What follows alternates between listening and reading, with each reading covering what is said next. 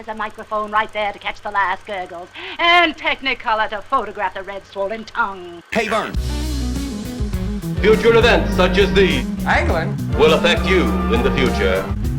Damn you, Rabbit! You smell like fucking piss! You're watching The Projectors. Hell yeah! A film fan program discussing a variety of movies from history and around the world. What do you think of this boner I got? Featuring your hosts, Bob Sham. When you're Scandinavian, flopping out your mommy milkers is nothing. And Angela. If they were just gun perverts, this would be fine. Party! Thank you for selecting The Projectors. that one French pancakes like at IHOP. And now a preview of our film discussion.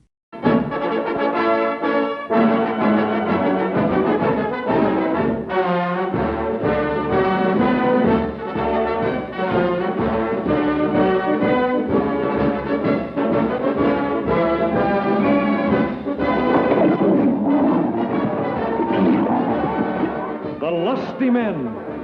Meet them, thrill to them. The rough, rugged nerve of iron guys who play the roughest game on earth. Men who ride hard, play hard, love hard in the brawling camps of big-time rodeo. Please help me. How? Get him away from here. It's his only chance. It's my only chance. When Wes first said to me, let's go in together, maybe I told myself it was the money that was making up my mind, but it wasn't. The thing that kept me stringing along was you. $400 for 2 minutes work. That's the... If it was that easy, every rodeo hand would be rich. Well, they pay you for the chances you take. I want that ranch. Well, so do I, but what good's the ranch going to be if you're crippled? How do you want it, hot or cold? As long as it's clean. Hot this way, cold that way. Thanks. Anytime your plumbing don't work, just call McLeod. Judging a horse like judging a woman, you can't ever tell by the head of their mane. I know the girl once had one of the prettiest faces you ever seen. But she's so bow-legged, a hog run between her legs, not even graze, neither one of them.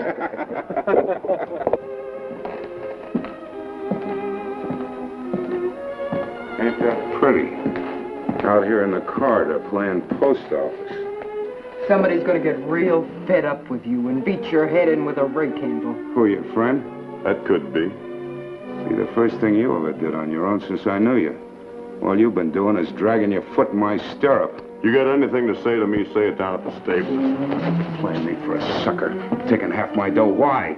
Because you ain't got guts enough to ride yourself. You're yellow.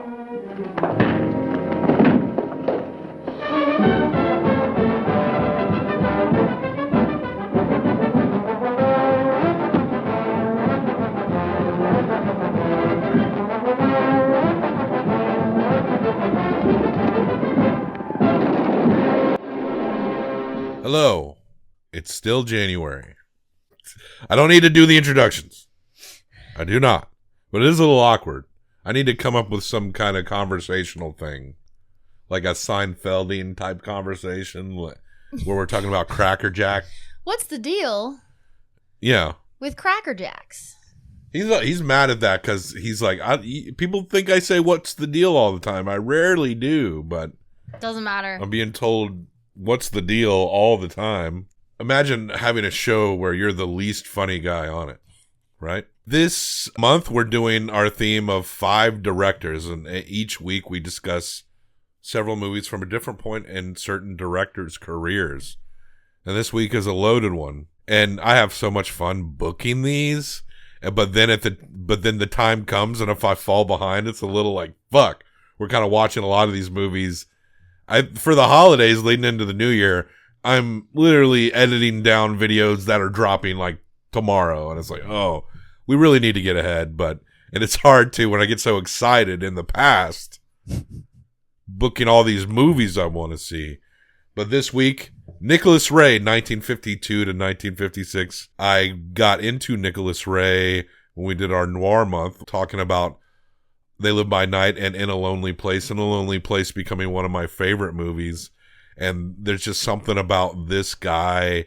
And he is, of course, well regarded when you look back onto film history. But there's still something about Nicholas Ray's filmography that feels very deep cut. Like, his famous movie is Rebel Without a Cause, which we will discuss this week. that movie was huge for on a cultural level, putting James Dean on that zeitgeist where he still lingers to this day. But a movie that we're talking about today, The Lusty Men, it's not one you ever hear casually come up. And this guy worked his ass off from when he started to the end. Seemed like he did 2 movies a year a lot of the time. For 1952 to 1956, there's only one movie in that span of time we're not talking about. And it's a James Cagney Western. And we've already got 2 Westerns this week. So I opted to... It came between the James Cagney movie and a movie called Hot Blood, which might be the most deep cut fucking movie we discuss all month. So I picked Hot Blood. To start the week off, we are discussing the film The Lusty Men from 1952, directed by Nicholas Ray. Written by Horace McCoy, Dave Dortort, and Claude Stanish. Claude Stanish wrote some article in a magazine, I think. You would read half a Life magazine article, like say in 1948. Oh, that was a nice Life magazine article. A studio would be like, let's make a whole movie out of this short story in a Life magazine article. Like that would happen all the fucking time, right? Yes, The Lusty Men, written by those guys, starring a smoking ass Susan Hayward, Robert Mitchum, who is one of our dogs, Arthur Kennedy, Arthur Honeycutt, cinematography by Lee Garms, music by Roy Webb from RKO Radio Pictures. This movie came out in 1951. It was being made in 51, Sure. probably. And so it came out in 52, smack dab in the middle of the Hays Code. And this movie is pretty racy for that time. It does come off very spicy, yeah. 1951 was an interesting year for the Hays Code because the MPAA voted to put more restrictions on it. And what I can't find right now is that there were some people and studio heads who fought against that by doing the very damnedest they could to ride that line to just not get in trouble because it was the amount of rules that were being put upon them. So this stupid. was like one of the first movies that came out after they tried to make it more strict. And this is one of the risque movies from that whole period. Yeah, it definitely feels that way too. It does have some Hays Code era trappings, but also does feel like it's trying to expand that as well. They push it pretty far. And it's important to note that each state had their own type of authority on what they could or couldn't allow in a movie, some more strict than others. The Hays Code just became this blanket one that could work throughout the whole country, and it just became this default thing to where it's just easier to get your movie made if you follow it under the Hays Code banner.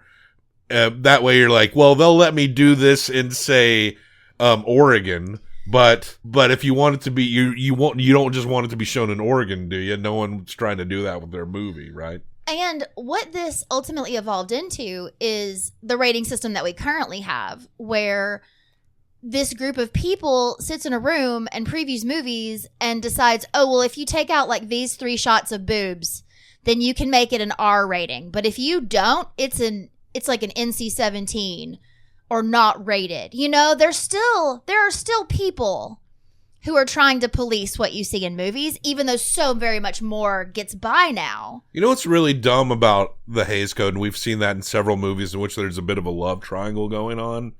And yeah, we sometimes see characters accusing other characters in these older movies of trying to get with their wife or steal their lady or whatever.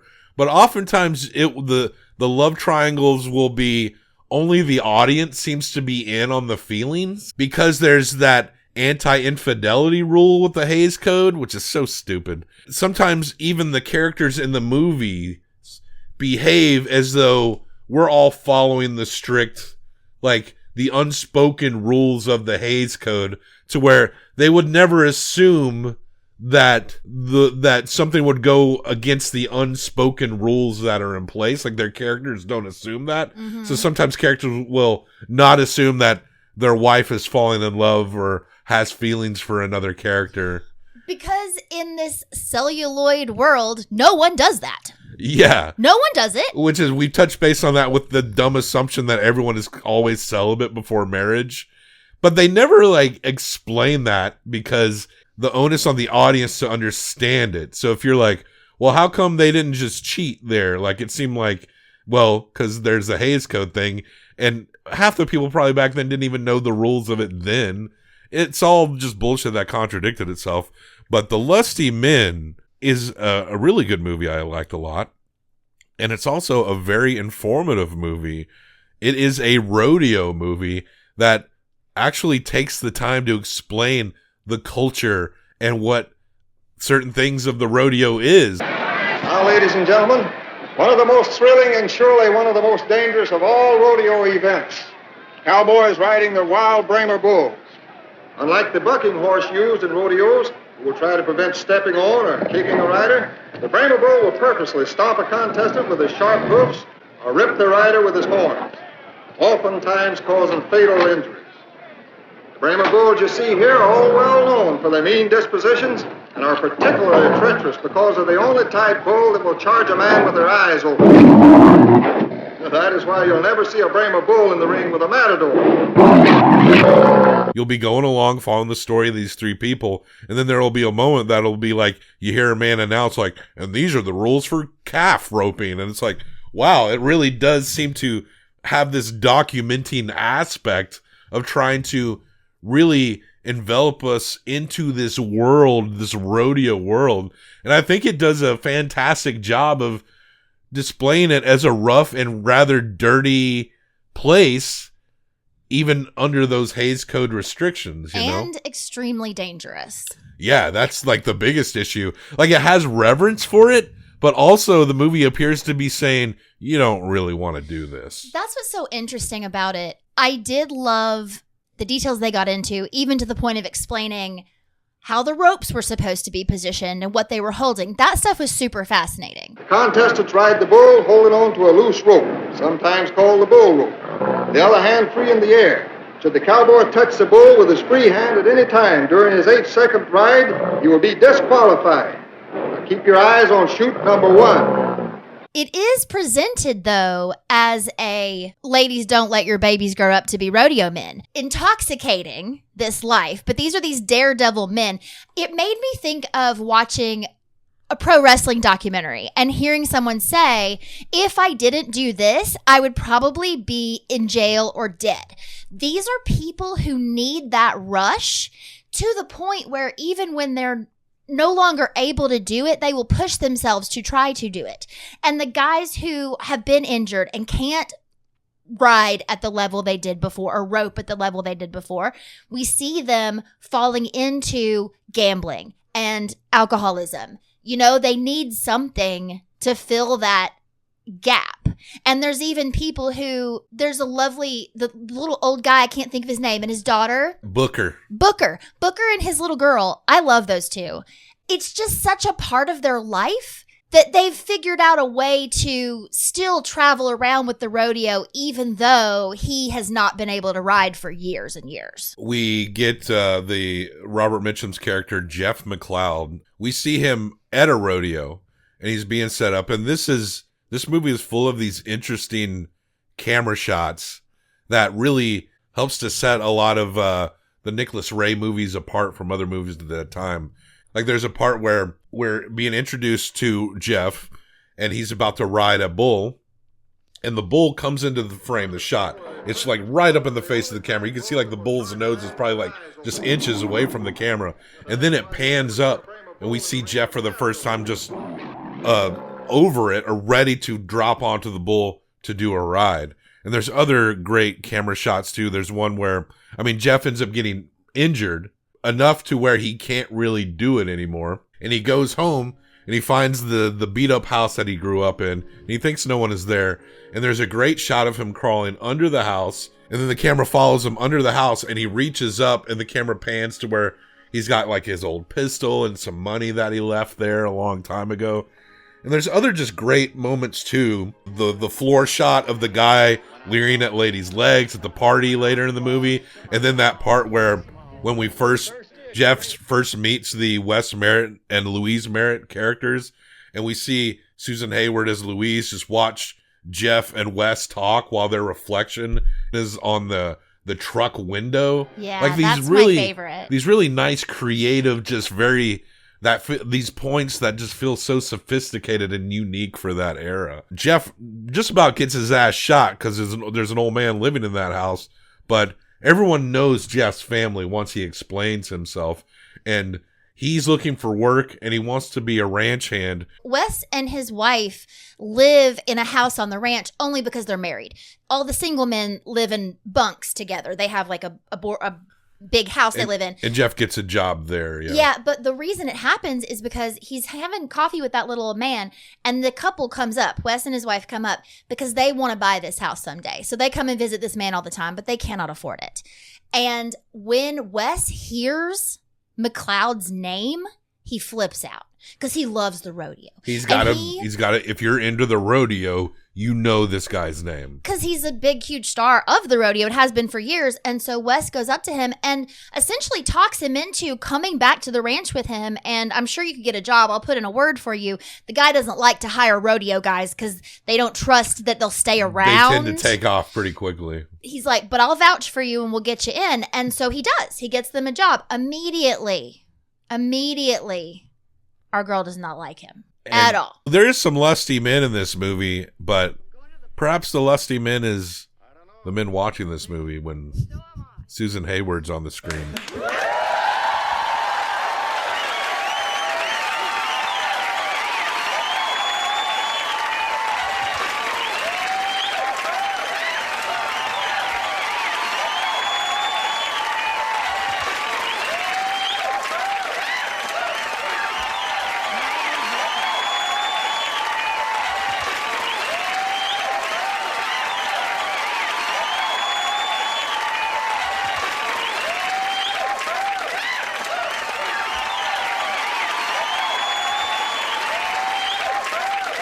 I think she's a total smoke show in this movie. You were criticizing her eyebrows. I think she's rude. Pretty. That's rude. Wes wants to get into the rodeo. Yeah, and he gets McLeod to start teaching him things. And so Wes wants to do this one little rodeo gig, right? He wants to do this one. And Jeff is, he's not afraid to tell you about his lifestyle, right? Or what it was or where he's at. But you can tell that Jeff is in a different place. Jeff talks about how he won enough money to buy estates and have lost them at crap tables and drinking afterwards. Like, it's all about the lifestyle itself more than just making that money, because he's made fortunes and he's lost fortunes. But Wes is this young guy who says the only reason he wants to do this is because he wants to make money faster to buy this home with his wife. His fiscal argument is pretty good because they're having a hard time. That is true, but her practical argument is also extremely good, wherein what will be the point of a house if you break your neck? And I get that. Her other thing is what she's most afraid of. She's most afraid of him getting hurt. But second to that is, if he really wants to go be a rodeo man, what does that mean for their life? There's a part where she says to him, "Nobody's getting panicky. I'm just trying to keep us straight. And stop kidding yourself. You ain't the only guy who tried to take me from behind the counter in that hash house and set me up in business. You ain't the biggest. You ain't the strongest. You ain't the richest and you ain't the prettiest. But you're the only one wanted what I wanted. A decent, steady life." But you were the guy who hit on me, who wanted the same thing as me. You wanted to settle down. You wanted to work the land. You wanted to have your own place. You wanted to have a family. And that's why I'm with you. That's why I fell in love with you, is because I want a simple life with you. There's one point where he's talking about how broke she was. Like, you were a girl at a tamale shop, and I wanted her to be like, "I like tamales. I like them." Wes does go to this rodeo, and it seems like Wes is starting off trying to bite off a little more than he can chew that Jeff would recommend. But to the surprise of everyone, Wes is actually quite good at it. And at this point, he is riding horses. Broncs, yeah. Broncs. And he is roping calves. And I can't remember if he's doing it yet, but there's another thing that I don't recall ever seeing before. He does milk a few bulls, too. Not yet, though. What is it called where they... Shut up. What is it called? You didn't say anything, but you're making that face. What is it called where the two men go out and the one man jumps on the bull and grabs him by the horns? Bulldogging. Yeah, bulldogging. So he's doing those things, but he's not getting on a bull yet. But he wins. That kind of gives him the fever because he immediately tells his wife, who she's happy that she got paid for an amount that would take like months for them to earn that money. And he's like, well, we're going to go out to San Alamo or wherever the fuck, someplace, Texas, New Mexico, whatever. Yeah, he says, I quit my job and Jeff's coming with us. Yeah, she's determined to not be some lady at home alone keeping a house by herself. So she says, fine, I'll go with you. Now, it's pretty interesting here. You know, Nicholas Ray is known for utilizing the notions of outsiders in his movies, right? And the settings shift here. You know, rodeoing is tangential to the rural livestock culture that these guys exist in, but there's also all these warnings and distrust of rodeo guys as they wander into the more domestic aspects of these people's life. The guy's worried about hiring them. Susan Hayward's like, look, all due respect, I don't want my husband to be brain damaged and crippled. But then the environment around them changes. And now Susan Hayward, who only wants a life of quiet domesticity, is now going on the rodeo circuit with her husband and her coach. And now she is the weird one. She is the odd one out. That's kind of when the movie most embodies the notion of the lusty men, when she's in this caravan and all these, she's like sleeping in her car and guys are just looking at her like, Nice looking filly. Yeah, well quartered up. Looks fast. Depends on the track. It depends on the jockey, too.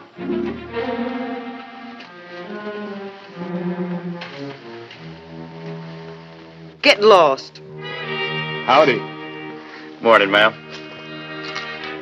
but we meet the women in these camp, and certain types of women. There's not many, but one woman she's married to this guy who's been doing it forever, and he's a little off and he's scarred up, and he is, and she just looks completely world weary and completely done with it. She says one of the most telling lines when they first get there.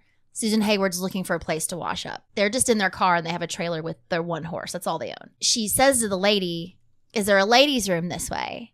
And the woman says, "You won't find no ladies' room here, and you won't find no ladies either." She invites her, or she kind of tells her what's going on and who people are, right? She meets another woman who's like a trick rider who apparently dated Jeff. And Jeff just stopped coming around at some point. But they're in a trailer, which is like someone else's trailer or whatever. It's her trailer. Yeah.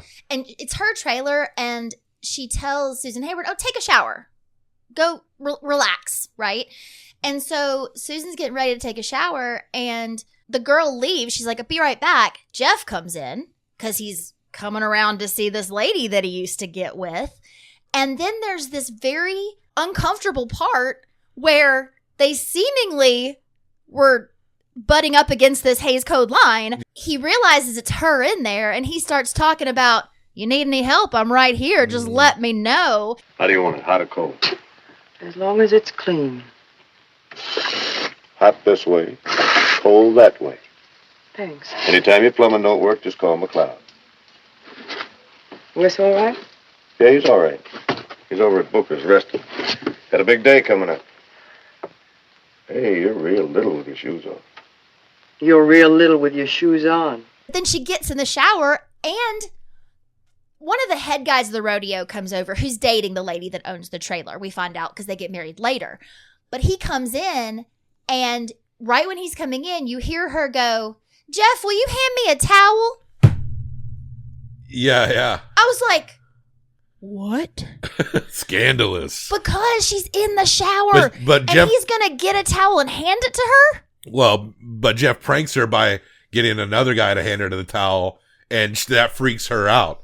But she was more comfortable with Jeff doing it, though it would be the same thing, right? But it's interesting, her and Jeff's relationship. I mean, she's Susan Hayward and he's Robert Mitchum. She's hot. He's handsome. So you kind of do get their connection, but it is Hays Code after all. When Wes is becoming more and more hot shit, little girlies are coming around to him, and it's definitely looking like that Wes is cheating on the Susan Hayward character here. Because he's also going and drinking alone when she's staying back. He's spending all this money on these like fancier suits. He starts riding bulls. It really happens after he rides this bull that no one's been to the limit with. And throughout this movie, we're just waiting for that other shoe to drop where like Wes is going to get killed on this one. Wes is going to be permanently injured on this one. Something's going to happen to Wes on this one. He's going to ride Yo-Yo, this bull that no one's able to take to the limit. And we're like, oh, this is it. Wes is going to die. But no, Wes is really good at bull riding. He's really good at rodeo shit. He becomes the guy that masters Yo-Yo, and that's when he becomes like the rodeo celebrity. And this movie is pretty great in terms of just seeing rodeo shit. We explain how they managed to sneak in the rules of things, and the movie actually wants you to understand what these people are doing when they're bulldogging, calf roping, bull milking, bronc riding. I mean, they shot footage in multiple locations of actual rodeo, and a lot of time the cameras pull back, so we have to accept that, oh, that's guy's Wes, right? And you know that they probably had to find, like, we saw this guy get bucked off a Bronco wearing this color in Colorado, so Arthur Kennedy, you need to wear this kind of shirt. But we're seeing dudes getting like fucking stomped by these broncs. We're seeing people getting gored by these bulls. We're seeing actual rodeo clowns doing their work and getting things done. And the way that footage overlaps into the story is actually really well done. And it only helps to make this environment more and more vivid. It's beautiful. And then you get the other side of it, which is the wives in the stands, scared to death. There's one little wife who just gets crazy excited whenever her husband comes out. I'm sure they have great sex, but also probably fight like cats and dogs. It's very intense, their relationship. But she's just like in love with him and loves the rodeo life, right? But the rest of them are much more kind of realistic about it. We see her face in the stands with these women when they first say, oh, he's going to ride this bull. And the girls kind of like cling to her a little bit. You know, like they all kind of like comfort each other. The part I love the most is the community aspect of this. In films, the only thing I've seen that's close to this is that carnival type of life, like we saw in Nightmare Alley, those kind of things where you really see the same group of people traveling to all these places together, and there becomes this routine that you fall into where even if you're in a trailer, but that's your home, and people come over for coffee, and then you hitch it up and you drive to the next town and you do it all over again, and you kind of you see how they get into this like monotonous thing. There's these montages like you're talking about of him riding bulls and people getting knocked off things and women screaming and, just them living life to where it's just, you don't even know at a point how much time has passed until you do get to the point where she's going, haven't we made enough money yet? Jeff McCloud and the Louise Merritt characters, she's always very honest with Jeff. And it seems like that often Jeff never takes her skepticism personal. In fact, a part of him completely understands where she's coming from. I've thrown away the down payment for a dozen spreads of my own over a crap table. I had 18 great years, all by myself. Wes has got somebody traveling with him. If I'd have had somebody like you, it might have been a different story. What would it have changed? Maybe nothing. Maybe everything. And without saying as much, you really get a feeling of the mutual respect that they learn to have with each other. Jeff does want Wes to pace himself. He doesn't want him to be riding bulls for big tournaments right out the gate. But Wes, because he becomes just a natural at this, he gets a big head about it. And their deal is that half of all the money he makes, he gives to Jeff, which makes Louise a little skeptical at first.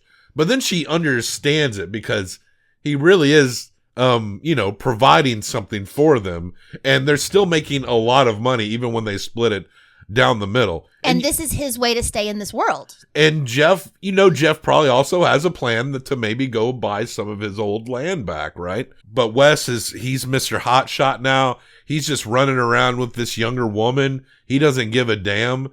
And he's essentially ignoring his wife for the fun life of buying everyone shots and losing money and crap. So, but she's right. Like, they've more than earned their money at this point. They could probably retire, just how good he is at doing all this shit. But he just, in the climactic moments of this, just straight up like leaves her behind to just go party without her. Like, he doesn't even want her around that much. Yeah, there was this point where the guy that you were talking about, who was really messed up and his wife was really kind of bitter, he got really, really injured and died. Wes goes into her trailer to talk to her, and he's drunk. She's giving him coffee. You can tell that his wife thinks this could maybe be a turning point for him, like realize, I don't need to do this. But instead, he buys the trailer. He's buying into this life. So they're in this trailer, and she's saying to him, hey, we have enough money. We can quit now. I ain't no hurry to go back digging post holes or scratch a living dirt farming. What's wrong with this life? Steak for dinner? Money in the bank? What's wrong with it? Louise is right, Wes. You've got what you set out to get. Did somebody ask you to stick your nose in this? Fellow always said I had a big nose. Well, I thought that's what we were rodeoing for. Come on, let's clear out of here and go back where we can breathe some clean air. There's nothing wrong with the air here. All I smell is the money I went out there in the arena. And you like the way it smells. And you don't. It stinks! And on the way out, he's telling Jeff, like, you're just scabbing off of me. I don't need anything from you anymore, and just takes off. Jeff and Louise are just left there with each other, and they do have a genuine connection. But Jeff is also trying to encourage her to kind of go the distance. Like, Wes is pretty much far gone, but Jeff is still loves that guy, but he also genuinely cares about her. And she decides, you know what? I'm going to this fucking party. Sure must be nice to have a wife that gets that mad about you. You make a good pot roast. Wow!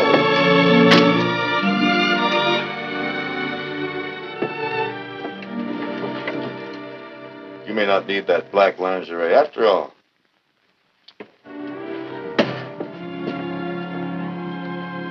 So she goes and she puts on the black dress and she comes out, and Jeff is essentially her date to this thing. And they go there and she sees Wes. Wes walks right by her. He's like first pretending like she ain't even there. And then when that little girly that he's running around with. Do you think this is a good idea? Oh! Look at me! Why, honey, you look just like a faucet. Doesn't she, Wes? What did you come up here for? To start a fight? I came up here to stop you from making a bigger fool out of yourself than you naturally are. Thanks for telling me. Get going. Go on, get out. This is my part. I'll come back. Well, it's been a lovely party, and I've had a lovely time. She, like, shoves this girl and gets up in her face, and Wes is like, what the hell are you doing out here anyway? And Jeff is trying to make peace here and try to get him to be respectful to his wife because he respects and cares for Wes's wife. But Wes is just like, you just wish you could do what I do, but you can't do it anymore. So essentially, he's like, you're living vicariously through me. You're just done. You're washed out. Louise and Jeff end up leaving. Well, because Louise pours a drink over the girl's head, and it's the girl's house. It's her party. And so she says, you got to leave. And so she looks at Jeff and says, Jeff, we've been kicked out. And they leave together. So they are standing outside of the hall together. And Jeff, I think he knows the answer. When Wes first asked me to come into this, maybe I told myself that the money was making up my mind, but it wasn't. I was lying a little bit to myself. The only thing that kept me stringing along was you. Hope's a funny thing. You can have it even when there ain't no reason for it. Now you can tell me to shut up and move on, just like anybody that comes to your door and tries to sell you something you don't want. I'm just waiting to hear what the lady of the house has to say. Jeff is at a point in his life that Louise wishes her husband was. And Jeff has made all the mistakes that Wes has made, but he's past it now, and he's smarter and he's wiser, and he's not even. He could spend. He's got just as much money as Wes. He could go play craps and drink and shit like that if he wanted to, but would rather hang out with Jeff's wife and console her and admire her than be around the old life that he loves so much. But Louise is like, she cares about him, but at the end of the day, she loves Wes. And then he says to her, It's funny how the people you never figure ought to be together always are. All right, Mrs. Merritt, I'll go back and tell him. I made my pitch, the lady just didn't buy. Back here after we close the joint, huh?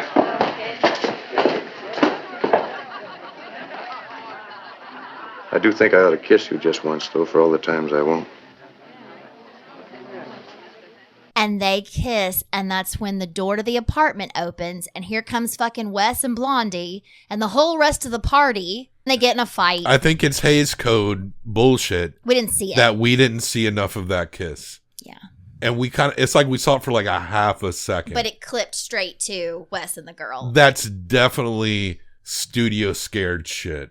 And that's too bad, because that could have been a bigger moment there than what we got. I know it's not Nicholas Ray cutting away there. I know it's not. No, it should have been a bigger moment.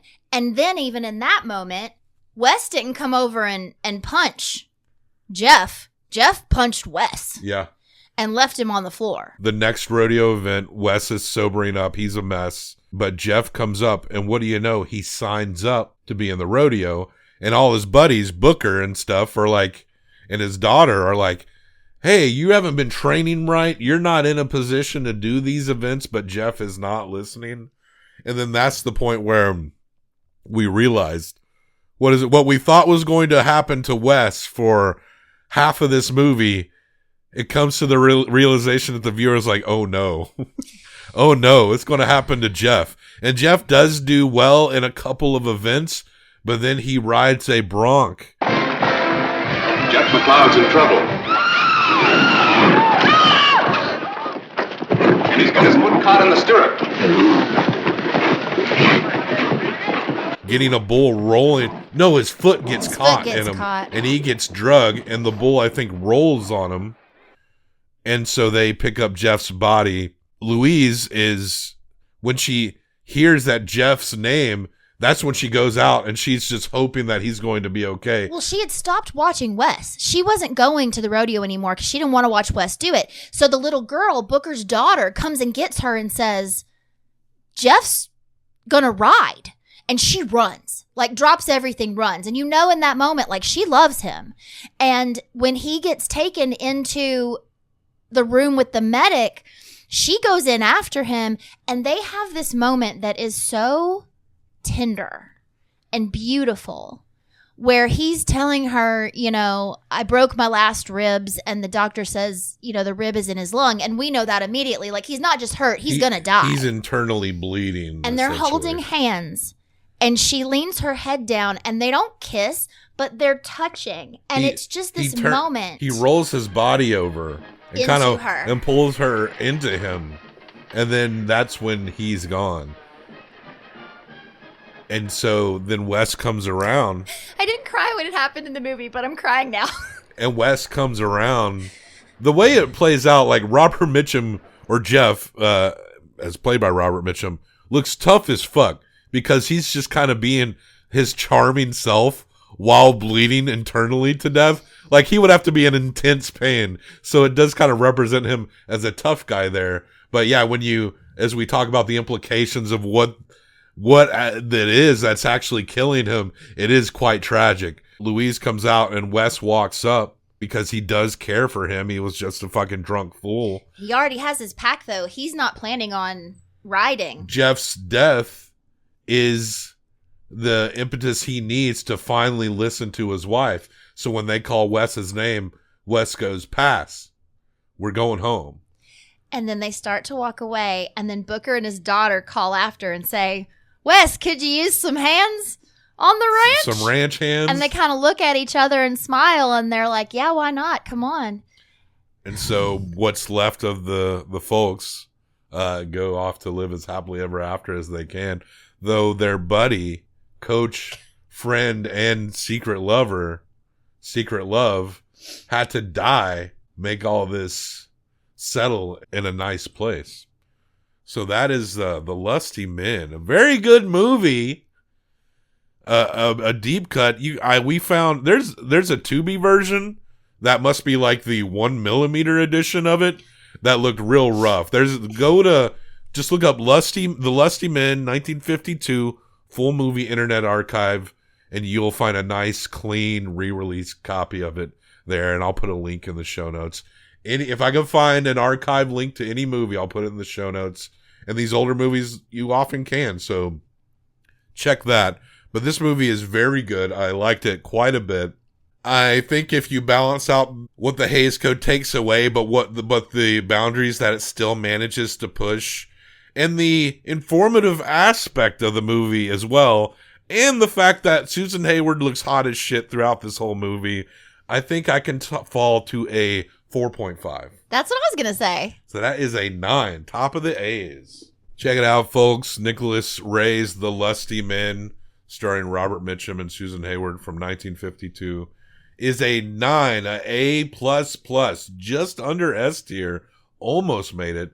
And it's as good as other movies, sharing that ranking with movies like Le Samurai, the Jean-Pierre Melville movie, Paths of Glory, the Stanley Kubrick movie, which, I mean, if you argue that any of these were S tiers, I wouldn't argue against you.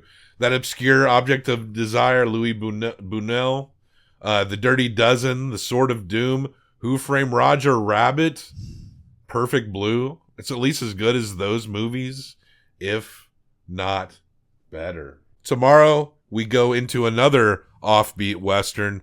What I love about The Lusty Men is that it is a contemporary Western that is unique and like a good curveball for Western fans. I highly recommend it. But apparently, the next movie is a unique Western in its own right.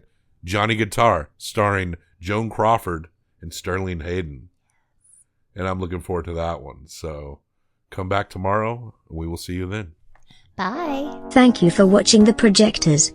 Click the subscribe button if you haven't already done so. We are available on YouTube and podcast. You can also support the show by liking, leaving comments, reviewing, sharing, and never questioning Bob when he claims that certain characters in movies are like autism. We love you. Goodbye. You know the woman wants her cowboy like he wants his rodeo. It's a dozen bud, more of a Sunday crap. It's a white and the nose, the gold and the buckle you win the next go round. It's boots, shams, it's cowboy hats, it's spurs and let it go. It's ropes and